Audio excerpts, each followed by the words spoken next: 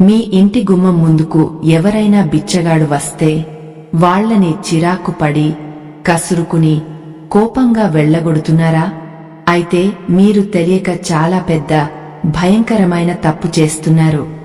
దేవుడు మీకు ఇవ్వబోయే మహా అదృష్టాన్ని మీ చేతులతో మీరే కాలదన్నుకుంటున్నారు.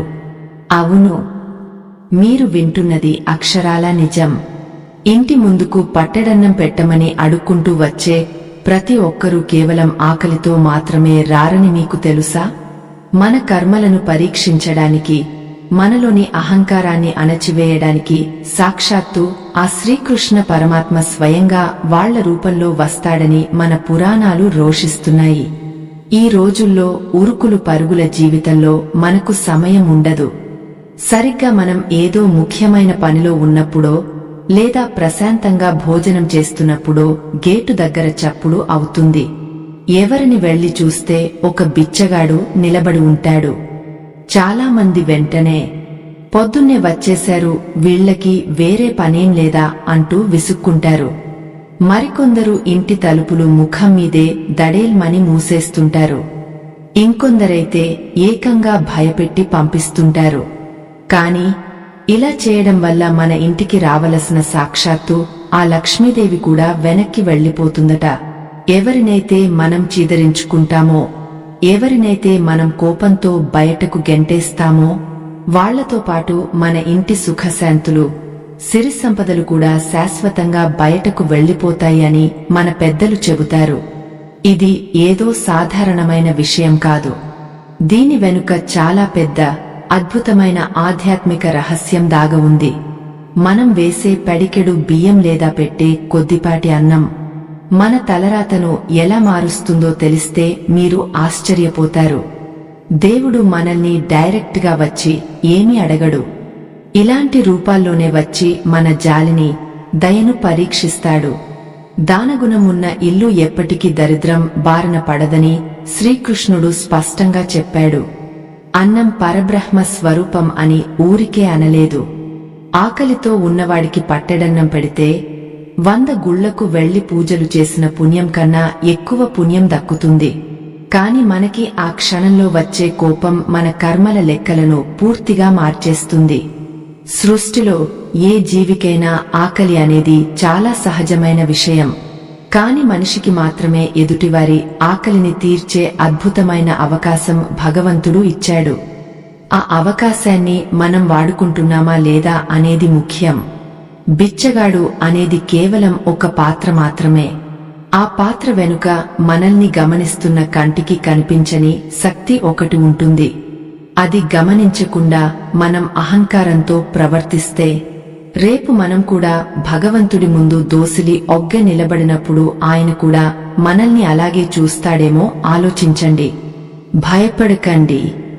ఈ రోజు మనం ఈ విషయాలన్నింటి గురించి చాలా స్పష్టంగా మీకు అర్థమయ్యే వాడుక భాషలో తెలుసుకుందాం.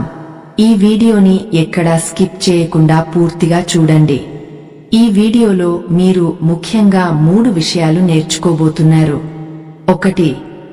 అసలు బిచ్చగాళ్లు మన ఇంటికి ఎందుకు వస్తారు? వాళ్లని నిజంగానే దేవుడు మన దగ్గరకు పంపిస్తాడా? దీని వెనుక ఉన్న శ్రీకృష్ణుడి అసలు మాట ఏమిటి? 2. వాళ్లకు బిచ్చం వేయాలా, వేయకూడదా? ఒకవేళ బిచ్చం వేస్తే మనకు ఎలాంటి పుణ్యం దక్కుతుంది? మన జీవితంలో ఎలాంటి సత్ఫలితాలు, అద్భుతమైన మార్పులు వస్తాయి? 3. బిచ్చగాళ్లను కసురుకుని పంపించేస్తే మనకు ఎలాంటి కర్మ చుట్టుకుంటుంది?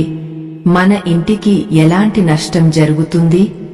ఈ 3 విషయాలు మీరు తెలుసుకుంటే ఇక మీదట మీ ఇంటి ముందుకు ఎవరొచ్చినా మీరు వాళ్లని వట్టి చేతులతో పంపించరు.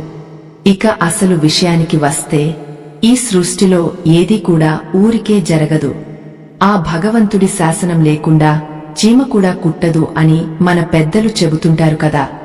మరి అలాంటప్పుడు కోట్లాది మంది ఉన్న ఈ ప్రపంచంలో ఆ బిచ్చగాడు సరిగ్గా మీ ఇంటి గుమ్మానికే ఎందుకు వచ్చాడు?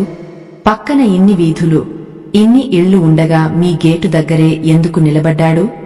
ఎప్పుడైనా ప్రశాంతంగా ఈ విషయం గురించి ఆలోచించారా? ఇది కేవలం యాదృచ్ఛికంగా జరిగిన సంఘటన అస్సలు కాదు. దీని వెనుక జన్మజన్మల రుణానుబంధం దాగి ఉంటుంది. కర్మ సిద్ధాంతం పని చేస్తుంటుంది. మన పురాణాల ప్రకారం ఒక వ్యక్తి మన ఇంటికి వచ్చి నాకు ఆకలి అని అడిగాడంటే గత జన్మలో మనకి వాళ్లకి మధ్య ఏదో ఒక కర్మ లెక్క మిగిలిపోయిందని అర్థం. ఆ కర్మను తీర్చుకోవడానికే వాళ్ళు అలా మన దగ్గరకు వస్తారు.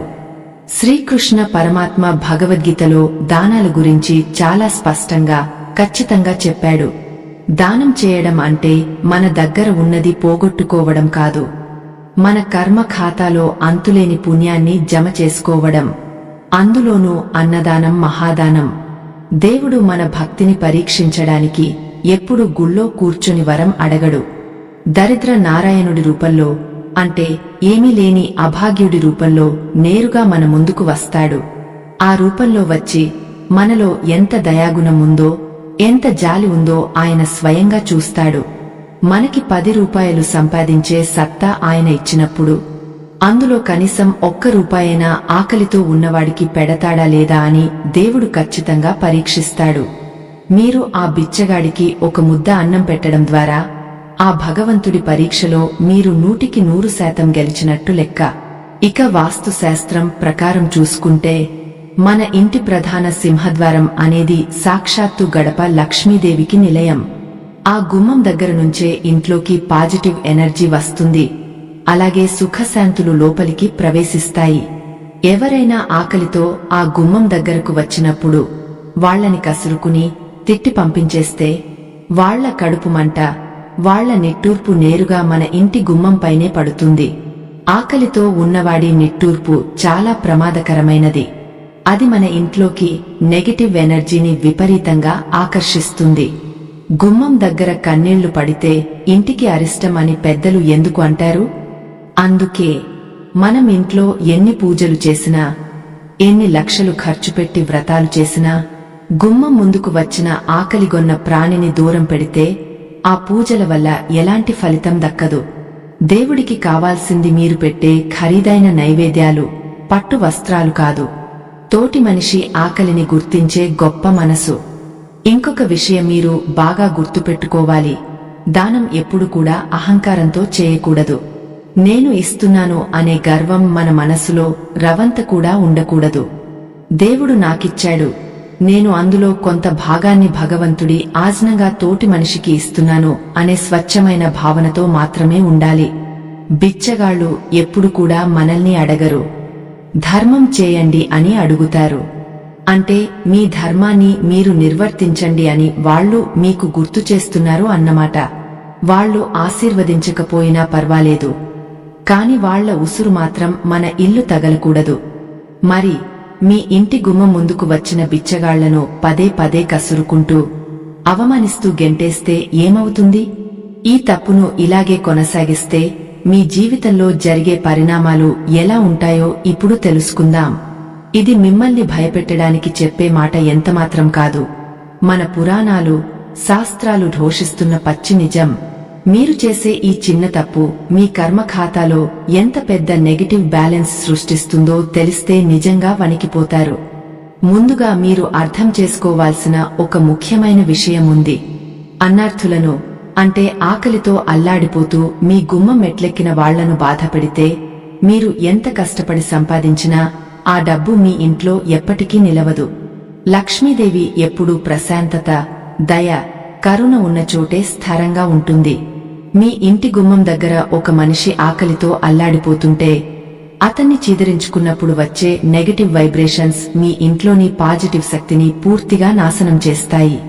మీరు తరచుగా గమనించే ఉంటారు, కొన్ని ఇళ్లలో డబ్బుకు లోటు ఉండదు, కానీ ఎప్పుడూ ఏదో ఒక మానసిక వ్యధ, అకారణంగా కుటుంబ సభ్యుల మధ్య కలహాలు, అంతుచిక్కని అశాంతి ఉంటూనే ఉంటాయి.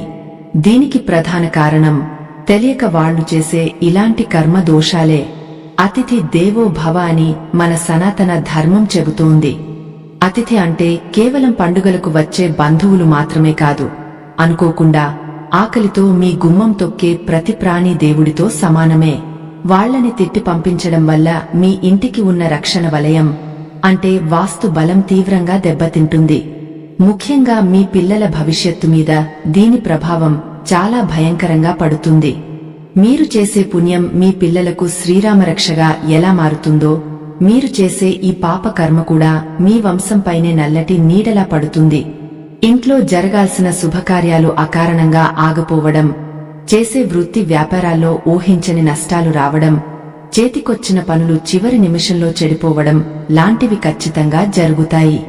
అంతేకాదు, ఒక బిచ్చగాడిని అవమానించడం అంటే సాక్షాత్తు ఆకలిని అవమానించడమే.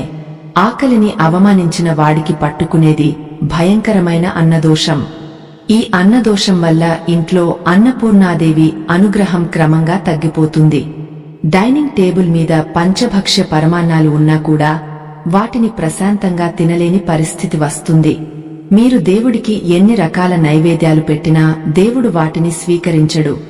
ఎందుకంటే ఆయన పంపిన ప్రతినిధిని మీరు ముందే మీ గుమ్మం దగ్గర అగౌరవపరిచారు. దానం చేయడం మీకు ఇష్టం లేకపోతే, లేదా ఆ సమయానికి మీ దగ్గర ఏమీ లేకపోతే, కనీసం 2 చేతులెత్తి నమస్కరించి, అయ్యా, మా దగ్గర ఇప్పుడు ఏమీ లేదు, దయచేసి క్షమించండి, వేరే ఇంటికి వెళ్ళండి అని మర్యాదగా చెప్పి పంపించండి. అంతేకాని నీకు వేరే పనిలేదా, పొద్దున్నే దాపురించావు, వెళ్ళు ఇక్కడి నుంచి అని దుర్భాషలాడితే వాళ్ల కడుపు మంట, కన్నీరు మీ ఇంటి సుఖశాంతులను దహించివేస్తాయి. వాళ్లు పైకి మిమ్మల్ని పల్లెత్తు మాట అనకపోవచ్చు, కాని వాళ్ల నిస్సహాయత, ఆకలి బాధ మీ కర్మ ఖాతాలో పెద్ద రుణంగా, మహాపాపంగా మిగిలిపోతుంది. ఆ కర్మను మీరు రేపు అనుభవించక తప్పదు. కాబట్టి ఇకనైనా మేల్కొనండి. మీరు చేస్తున్న ఈ పని మీ కుటుంబం మీద ఎలాంటి దుష్ప్రభావం చూపుతుందో గ్రహించి జాగ్రత్తపడండి. మరి దీనికి సరైన పరిష్కారం ఏమిటి? తెలియక చేసిన తప్పులను ఎలా సరిదిద్దుకోవాలి? మీ ఇంటికి వచ్చే అభాగ్యులను ఎలా ఆదరించాలి? ఇప్పుడు చాలా స్పష్టంగా, ఆచరణాత్మకంగా తెలుసుకుందాం.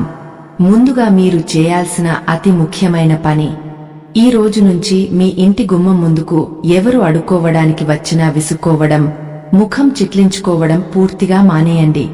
మీ ఇంట్లో ఎప్పుడు గుమ్మం దగ్గర లేదా దేవుడి గదిలో కొంత చిల్లర డబ్బులు, లేదా వంటగదిలో ఒక చిన్న గిన్నె నిండా బియ్యం ప్రత్యేకంగా ఇలాంటి వాళ్ల కోసం పక్కన పెట్టుకోండి.